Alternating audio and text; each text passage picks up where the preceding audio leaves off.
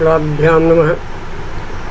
कान्तिः शितामृशति निन्दितशारदेन्दुर् यत्रैकतो विलसितामसिताङ्गशोभां वृन्दावने प्रकृतिजामुनिगाङ्गसङ्घं राधामुकुन्दयुगलं तदहं नमामि।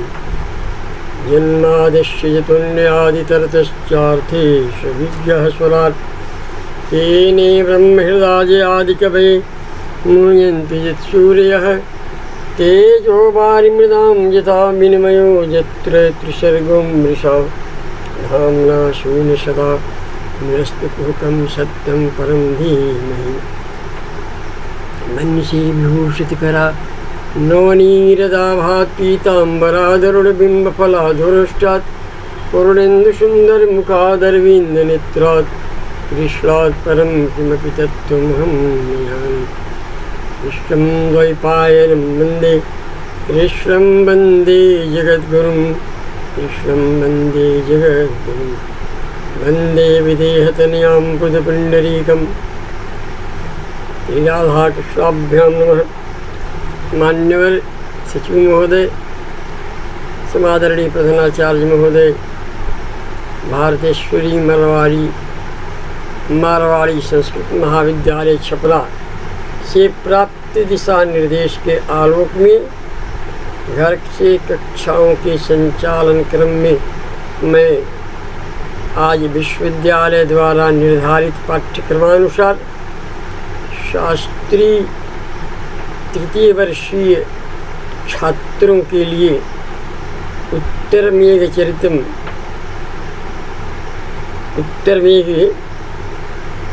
से कुछ श्लोकों की व्याख्या छात्र हित में कर रहा हूँ। उत्तरमेघ पूर्णतः महाकवि कालिदास का विप्रलंब श्रृंगार का जीता जागता निदर्शन है, जिसमें यक्ष अपनी संपूर्ण विरह वेदनाओं को प्रत्येक श्लोक में अभिव्यक्त किया है। महाकवि कालिदास ने ऐसा सुंदर विरह का चित्रण शायद ही कहीं किया हो। यद्यपि महाकवि कालिदास समीक्षात्मक दृष्टिकोण से छात्रों को यह जानना चाहिए, यद्यपि महाकवि कालिदास जितने श्रृंगार प्रिय हैं उतनी ही करुणा की भी वो मूर्ति है। करुणस के लिए भी उन्होंने वैसा ही एक वैशिष्ट अपनी पहचान छोड़ी है। तो उनका करुणस भी विशिष्टता से परिपूर्ण है। यद्यपि वे श्रृंगार प्रिय कहे जाते हैं, लेकिन अभिज्ञान शाकुंतलम का चतुर्थ अंक देख लीजिए। याशत्यद्य शकुंतला याशत्यद्य शकुंतली हृदय संस्पृष्टुमकंठया कंठस्तंभित बाष्पवृत्तिकलुषः चिंता जडम दर्शनम वैक्लव्य ममतावधिदृश्महो शनियः दरल्युकशः पीड्यन्ते गिरिणा कथम तनया विश्लेष दुःखैर्नवैः। तो जो आश्रम में रहने वाला एक ऋषि, जो परिवार से उसका कोई संबंध नहीं है, वह वीतराग है, वह ब्रह्मानंद सहोदर रसास्वादन करता है, रमंती जूनि जस्मिन शिव रामा उस राम में रमण करता है, जो सांसारिक भोग लिप्सा से परे है, वह यदि एक पुत्री का लालन पालन करता है और उसके प्रतिगृह जाने के समय में यदि उसकी यह स्थिति है कि कंठस्तंभित बाष्पवृत्तिकलुषः चिंता जन्म दर्शनम, यह स्थिति उसकी हो सकती है, तो पीड्यन्ते गृहिणा कथम तन्या विश्लेष दुःखैर्नवैः। तो वे गृहस्थ जिन्होंने जन्म से लेकर 20, 22, 25 साल तक लड़की का जिन्होंने लालन पालन किया है, पोषण किया है, अपनी गोद में खिलाया है, उठाया है, बैठाया है, जो सदा उसके लिए उसे कुछ करने की यह चेष्टा करते रहे हैं, जो सदा उसे प्रेम दुलार प्यार देते रहे हैं, यदि ऐसी स्थिति में उनकी पुत्री यदि प्रतिगृह को जाती है तो किसी कष्ट नहीं होगा। उनको कितना कष्ट हो सकता है जब महाकवि कालिदास का घर से, क्योंकि उनका अपना अनुभव है। उसी प्रकार से अभिज्ञान में क्या कहते हैं, और भी जो श्लोक अभिज्ञान शाकुंतलम के हैं जिसमें करुणा का एक एक पहलू उन्होंने छुआ है, स्पर्श किया है।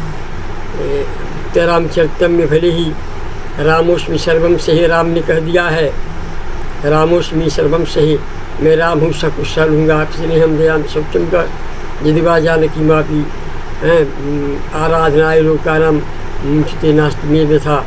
राम का संकल्प भले हो सकता है, रामोस्मि सर्वम से, मैं राम हूँ सब कुछ होगा, लेकिन सीता के वियोग के बाद भी राम की जो स्थिति है वह बहुत ही इन पंक्तियों में देखा जा सकता है कि कथम रोदित गिरावा दलति वज्रस्य हृदयम, क्या पृथ्वी रो रही है, क्या वज्र का भी हृदय विदृढ़ हो रहा है। यह राम की स्थिति सीता की। तो करुण अपने में करुणी गौरवती हो अधिक उत्तर में और अधिक लिखा है, मतिल से उत्तर में कहा ही है, करुणी गौरवती हो उत्तर में और अधिक दूर हुई, मेरे इस भव विभूत को भवभूत क्यों कहे कोई, यह भी प्रलम्ब है, यह करुणा है। तो यक्ष की भी करुणा कुछ इस तरह की है, यक्ष भी अपनी पत्नी के लिए इस तरह जो है आषाढ़ से प्रथम दिशे में मास सानु है, और कहता है कि जब 4 महीने और शेष बचे हैं कि जब भगवान विष्णु शयन से उठेंगे इसका कार्तिक के शुक्ल एकादशी के दिन, तो फिर हमारा तुम्हारा मिलन होगा। यह आशा बंधा कुसुम सदृशम प्रायशो यंगनानम द्योतित करता है। आशा बंधा कुसुम सदृशम प्रायशो यंगनानम सद्य पाति हृदय प्रणय हृदय विप्रयोगी वृद्धि। कभी कहता है कि आशा का बंधन एक ऐसा है, उसमें से दिशम प्रायशो, जो पुष्प के समान अंगनाओं का हृदय होता है, एक आशाई ऐसी चीज वो मिलेंगी है, यह जो आशा का बंधन है ऐसे पुष्प के समान कोमल हृदय वाले ललनाओं को जो है वो रोके रखता है। प्रणय हृदय विप्रयोगी वृद्धि, जो विप्रस्तुतावस्था में वियोग अवस्था में जो उनके हृदय को रोके रखता है। अभी हमने कुछ दिन पहले कहा था गैरानंद की कविता, जो आए रे बीर पवन तेरी चहुर बौरवारी बार तीन पायन की धूल 3 पायन को बार नहीं को आनंद प्रेम यही होता है। अरे पवन तुम चारों दौड़ते हो, उनके पैरों को धूल ला कर मेरे सर पर चढ़ा दो। फिर कहता है कि आए मेघ है कभी को विषार सुजान के आंगन मुँह और स्वामन ले बरसो, कभी भूल कर भी मेरे इन नेत्रों के जो वियोग में मेरे नेत्र रो रहे हैं, मेरे आंसुओं को भी भुला कर भी लाकर उसके आंगन में बरसा देना तक उसे समझ में आ जाए कि उसके वियोग में मैं कितना विह्वल हूँ निकल। और आशा बंधा कुछ मिश्र दिशा जो कहता है वही कहता है वो घनानंद की झूठी बत्यानी के पत्यानी तो उदास रह के न घिरतन अब न घिरत घन आनंद निदान को है नहीं, अधर अलगे हैं आन करके प्रयाण प्राण चलाने चाहते हैं संदेश वाले सुजान को। आशा बंधा कुछ मिश्र दिशा, आशा का बंधन है, चलाना चाहते हैं, जाना चाहते हैं। एक आशा है संदेश वाले सुजान को, शायद सुजान का संदेशा मुझे मिल जाए, इसीलिए वो अधर लगे हैं आन करके प्रयाण प्राण, हृदय से प्राण प्रयाण कर चुके हैं, प्रस्थान कर चुके हैं, आकर उसके अदृष्टों पर लगे हुए हैं। और उसी एक ही आशा है संदेश वाले सुजान को, शायद सुजान का संदेशा उसे मिल गया। वही है प्राय सुहंगना नाम आशाबंधा कुछ सदृशम प्राय सुहंगना नाम सद्य पाती प्रणय तत्काल नष्ट होने वाला जो ये वियोग अवस्था में जो प्रेमियों का हृदय है, प्रणय हृदय विप्रयोगी वृद्धि, वही आशा का बंधन इस विप्रस्तुतावस्था में उसको आशा का बंधन ही होते रहता है। वही यक्ष कहता है अपनी हेमेघ स्निग्धात कथम दिवा ताम न मोक्षन्ति तन्वी प्रक्षा भवति जगत्यंगनानां प्रवृत्तिः त्वं रात्रौ जलदिशयन सन्नवातायनस्थः कान्तां सुप्ते सति पर्यनि बीतनिद्रामुपेयाः। प्रस्तुतो यं श्लोक है कविता कामनी विलासस्य दीपशिखोपाधिविभूषितस्य श्रृंगारप्रियस्य कर्वण्यार्थप्रतिपादक शुद्धः काव्यस्य कविकुलगुरुः महाकवि कालिदासस्य मेघदूतखण्डकाव्यात् उत्तरमेघात् उद्धृतोऽस्ति। प्रस्तुते श्लोके कविः अलकायाः वर्णनं कृत्वा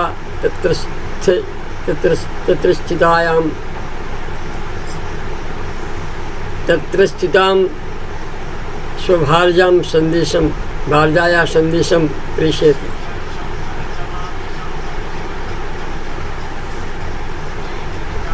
वदति यत् हे मेघ त्वं तत्र प्राप्य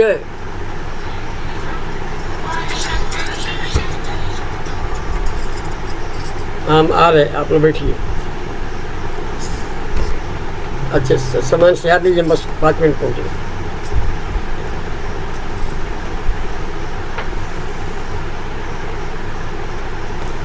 तो दिवा मंभायाया सख्यः तया सार्धं निवसन्ति। अतः रात्रौ यदा ते शयनावस्थायां जाता तदा रात्रा एव तुम मम संदेशं तां कथय। स्निग्धा सख्या कथमपि दिवा तां न मुख्यन्ति तन्वीं। तां तन्वीं स्निग्धा सख्यः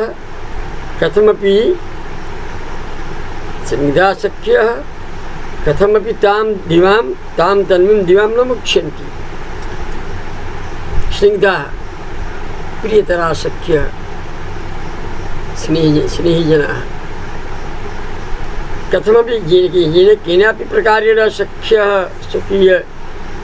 सख्यः न मुख्यन्ति न त्यजन्ति। अतः कारणं जगति अंगनानां प्रवृत्तिः एक प्रख्या भवति। जगति विश्वेस्मिन् अंगनानां यूषितानां प्रवृत्तिः आचरणम् एक प्रख्या एकमेव एवं प्रकारेण भवति।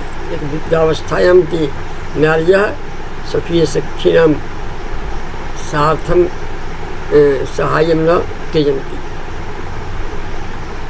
स तुम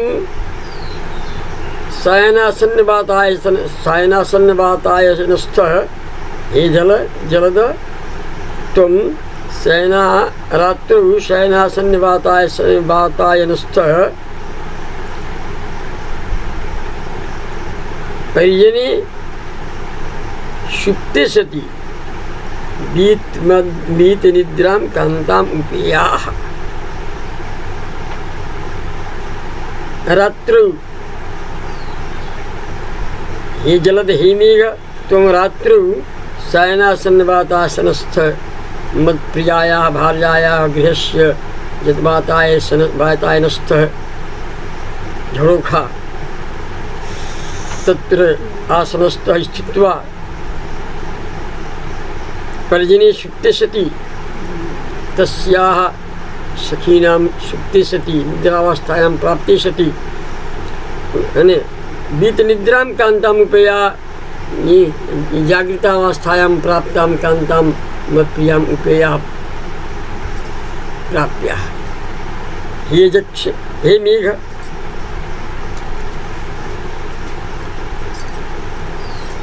उसकी प्यारी सखियाँ उस कोमल देह वाली की दिन में कभी उसे अकेली नहीं छोड़ती हैं, क्योंकि संसार में सभी स्त्रियां अपनी सखियों के दुख में उसी प्रकार उसका साथ दिया करती हैं।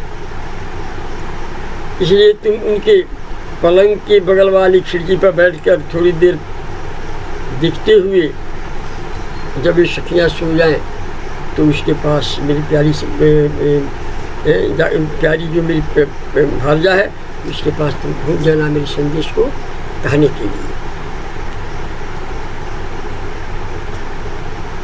अन्विष्टव्या मम निशयिनी सन्निकीर्णीकृपार्श्वं तत्पर्यङ्क प्रगलित नवैच्छिन्नहारैरिवास्त्रैः भूयो भूया कठिन विषमां साधयन्तीं कपोला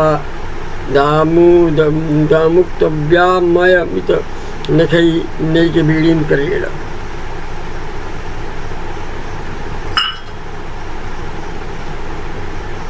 अवनिशयिनी सन्निकीर्णैकपार्श्वी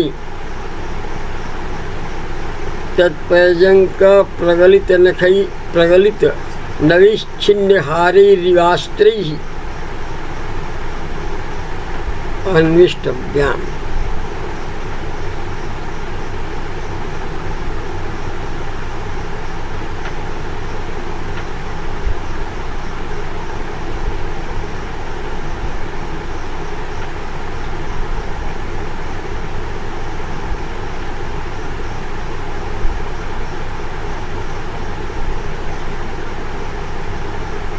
हे जक्ष, हे मेघ, जक्ष बोलता है मेघ से कि अवनिशयिनी सन्निकीर्णैकपार्श्वं तत्पर्यङ्क प्रगलित नवैच्छिन्नहारैः इवास्त्रैः अन्विष्टव्याम्। भूयो भूय कठिन विषमां साधयन्तीं कपोलात् आमुक्तव्यामयमितनखैरेकबीडीं करेण। ये मेघ अवनि शयनी सन्निकीर्णैकपार्श्वं अवनि शयनं पृथिव्या एव शयनं यस्य, पृथिवी एव शयनं यस्य एक पार्श्व निसरणम एक पार्श्व सुप्तावस्थायां पर्यङ्क प्रगलित नवैच्छिन्नहारैः तस्य पर्यङ्कस्य पार्श्वे तस्याहारस्य प्रक्रीडयति त्वम् अनिष्टव्याम् अनिष्टव्या कठिन विषमां साधयन्तीं कपोलात् कठिन स्थिति जातायां कपोलस्थायाम् एक बीड़ीधराभर्यां विरहावस्थायां त्वं पश्यसि।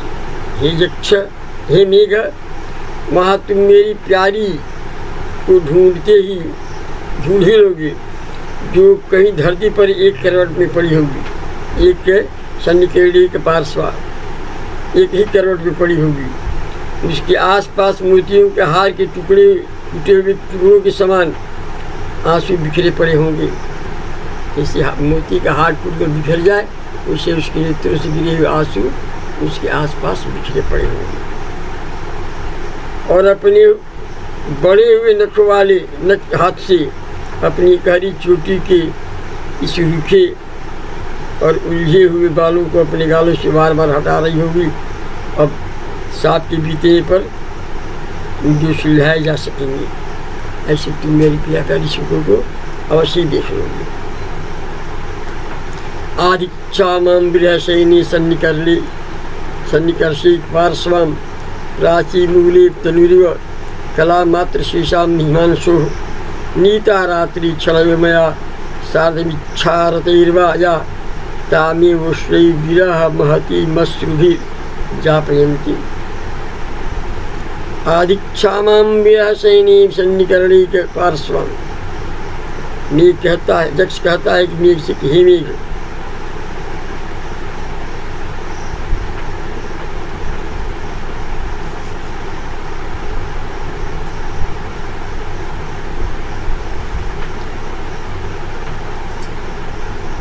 आदिक्षामां विरहशयिनी सन्निकर्षैकपार्श्वं प्राचीमूले तनुमिव कलामात्रशेषां हिमांशोः